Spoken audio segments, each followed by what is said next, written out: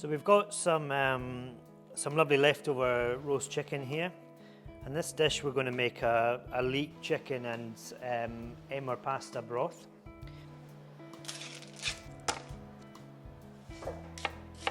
So it's a very, very simple recipe, this one. Lovely hearty winter stew. So we're going to sweat off some onion and garlic. We'll get our leeks in there. Then we're going to add some of our beautiful roast chicken stock.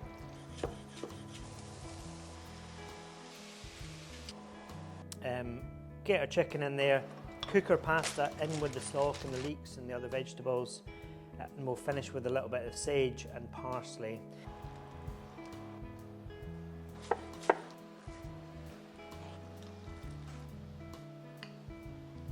And then we also have this rather indulgent chicken fat aioli, so we'll just serve a nice bit of that on top at the end.